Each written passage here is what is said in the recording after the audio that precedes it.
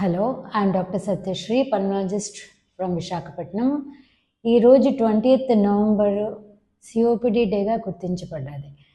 కారణం ఏమిటంటే సిఓపిడి ఈ మధ్యకాలంలో చాలా చాలా ఎక్కువైపోతున్నది. ఇది చక్కగా ట్రీట్ చేయొచ్చు, మంచి మందులు వచ్చాయి. బట్ అన్ఫార్చునేట్లీ దీని డయాగ్నోసిస్ జరగటం లేదు. పీపుల్ చాలా చాలా నెగ్లెక్ట్ చేస్తున్నారు అన్నమాట, పట్టించుకోవటం లేదు. అండ్ ఇది ఎంత డేంజరస్ అంటే ట్రీట్మెంట్ చేయకపోతే ఇది ప్రోగ్రెస్ అవుతుంది, కానీ తనంతను తగ్గడం కానీ రివర్స్ అవ్వడం కానీ జరగదన్నమాట. అలా వ్యాధి పెరిగిపోతూ ఉంటాయి, ఊపిరితిత్తులు పర్మనెంట్గా డ్యామేజ్ అయిపోయి పాడైపోతాయి అన్నమాట.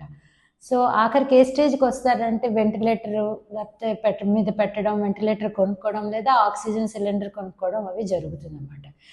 ఇప్పుడు ఈ సిఓపిడి ఎక్కువ అవడానికి కారణాలు ఏమిటంటే ఫస్ట్ రీజన్ ఎయిర్ పొల్యూషన్. అది మీ అందరికీ తెలిసిందే, న్యూస్లో ప్రతిదినం చెప్తున్నారు.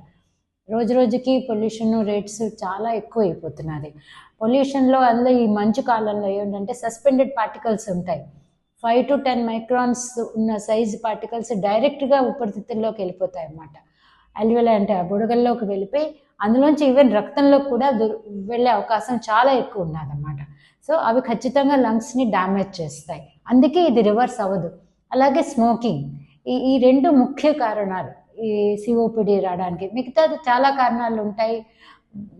ఇన్ జనరల్ కొన్ని ఫ్యాక్టరీస్లో పని చేయడము, ఇంకా డస్ట్ ఎక్స్పోజరు, కొన్ని కేసెస్ రేర్ కేసెస్లో అయితే కారణం లేకుండా సిఓపిడి వస్తుంది. కొన్ని ఆటో ఇమ్యూన్ డిజార్డర్స్, ఎక్కడైతే జాయింట్ పెయిన్స్ మిగతా సిమ్టమ్స్తో కూడి ఉంటుందో అందులో కూడా ఈ సిఓపిడి ఉంటుందన్నమాట.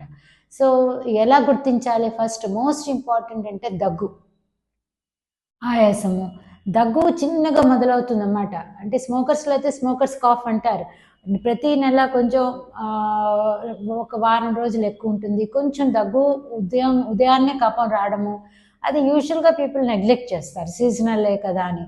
సెకండ్ థింగ్ ఆయాసం కూడా చాలా చాలా గ్రాడ్యువల్గా వస్తుంది.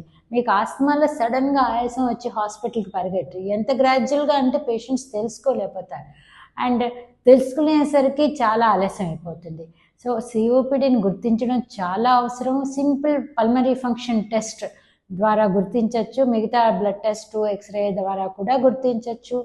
సో ఇనీషియల్ స్టేజెస్లో గుర్తిస్తే మనం దాన్ని నిరోధించగలం, ఫస్ట్ థింగ్. సెకండ్ థింగ్, దానికి ఎంతైనా సరే మంచి ట్రీట్మెంట్ ఉన్నది. ట్రీట్మెంట్ తీసుకోకుండా అలాగా సీరియస్ కండిషన్లో పోకుండా మీరు ట్రై చేయాల్సిందిగా కోరుతున్నాను. అంటే ఎప్పుడైతే దగ్గు, ఆ చిన్న ఆయాసం వస్తున్నది, నెగ్లెక్ట్ చేయొద్దు. మీరు దగ్గరున్న పల్మనాలజిస్ట్ చూపించుకోండి, కరెక్ట్ అయిన ట్రీట్మెంట్ తీసుకోండి. అవగాహన లేదు, అందరూ దగ్గు ఆయాసం చాలామంది నెగ్లెక్ట్ చేస్తారు. అసలు కారణం ఏమిటని తెలుసుకుని, ముఖ్యంగా సిఓపిడి అయితే దానికి ట్రీట్మెంట్ అత్యంతగా ఇట్స్ వెరీ నెసెసరీ, చాలా అవసరం. సో నాలెడ్జ్ పెంచుకోండి. Take care of your selfs. Thank you.